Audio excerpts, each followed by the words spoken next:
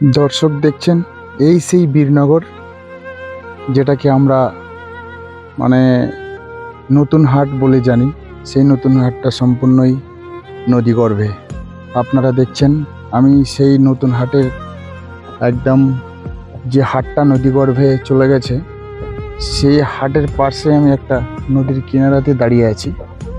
আপনারা দেখছেন এই যে বড় বড় নৌকা, এগুলো দিয়েই যতগুলো এখানকার জনসাধারণ প্রত্যেকের বাড়ি ঘর, এখান থেকে পার্শ্ববর্তী এলাকা বীরনগর ফিল্ড, যেটাকে শিমুলতলা এবং মার্জিনাল বাঁধ মানে টাউনশিপের আশেপাশেকার এরিয়াতে নিয়ে চলে গেছে। অনেকেও এখানকার ভূমিহারা এবং সর্বহারা হয়ে, সর্বশান্ত হয়ে এখন বর্তমানে দিন কাটাচ্ছে। আপনারা দেখুন এই জায়গাটা, যে জায়গাটা হচ্ছে বীরনগর এরিয়া, মানে বীরনগর 2 যেটাকে বলা হয়। আমরা যেটাকে চীনা বাজার থেকে শুরু করে আপনার বাল্যগ্রাম এবং নতুন হাটখোলা, আরও একটা জিনিস আপনাদের মনে করিয়ে দিই, যেটা হচ্ছে মানে আপনারা হয়তো শুনে হবেন খেরিয়াতুল্লাহ, যিনি এক সময়ে বিরাট বড় একটা কন্ট্রাক্টর এবং ঠিকাদার ছিলেন। ফরাক্কা এবং ফরাক্কা ব্রিজের অনেকগুলো কাজ করেছেন তিনি। এখন তিনার বাড়ি এখন নদীগর্ভে। ওনার বাড়ির পাশে আমি দাঁড়িয়ে আছি, যে জায়গাটা হয়তো নদীগর্ভে চলে গেছে, সেখানেই আমি দাঁড়িয়ে আছি।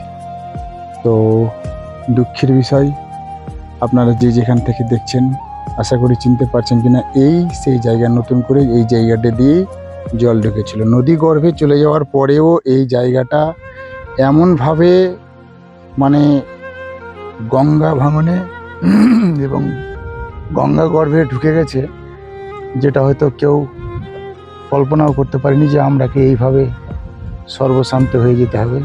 পুরো জমি বাড়ি ভিটা আমাদের সম্পূর্ণই নদী গর্ভে চলে যাবে, এটা আমরা কখনোই হয়তো এখানকার মানুষজন কখনোই ভাবতে পারেনি। এই সেই লালুটলার মাথায়, মানে এই জায়গাটাও লালুটলা নামেই পরিচিত। আপনারা দেখছেন এই জায়গাটাতে ছিল খেরিয়াতুল্লাহ সাহেবের বাড়ি। আপনারা হয়তো শুনে হবেন খেরিয়াতুল্লাহ, যিনি বিগত দিনে হয়তো ওনার প্রথম জীবনে হয়তো যেটা দিয়ে শুরু করেছিলেন, যেটা দিয়ে লোকের মুখে এবং মানুষের কাছে পরিচিতি লাভ করেছিলেন, সেটা হচ্ছে উনি একসময় ডাকাতি করতেন। যাই হোক, উনি পরবর্তীতে খুবই ভালো মানুষ এবং একজন মনের মানুষ ছিলেন।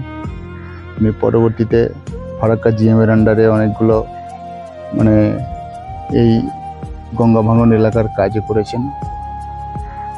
তো যে যেখান থেকে দেখছেন আপনারা ভিডিওটা শেয়ার করবেন, যাতে আমাদের মালদা ডিস্ট্রিক্টের এবং কেন্দ্রীয় সরকারের কাছে আমাদের এই ভিডিওটা পর্যন্ত পৌঁছে যায়, যে আমরা এই এলাকার মানুষ কতই অসুবিধার মধ্যে আছি, এবং যারা বাড়ি ঘর ছেড়ে দিয়ে আজকে হয়তো সর্বশান্ত হয়ে গেছে, তাদের সাপোর্টে এবং তাদের পক্ষ থেকে আমি সরকারের কাছে এইটুকু দাবি করব, যাতে তাদেরকে খুব তাড়াতাড়ি ঘর এবং বাসস্থানের ব্যবস্থা সরকার করে দেন। আমাদের মালদা ডিস্ট্রিক্টের যেনারা হয়তো এমপি এমএলএ বা হয়তো প্রশাসনের দপ্তর থেকে বা ডিএম এসপি, প্রত্যেকের কাছে আমাদের এই আবেদন, এইটুকুই আশা রাখছি।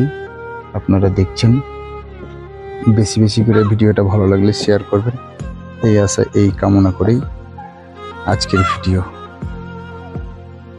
ধন্যবাদ। আসসালামু আলাইকুম ওয়া রাহমাতুল্লাহি ওয়া বারাকাতুহু।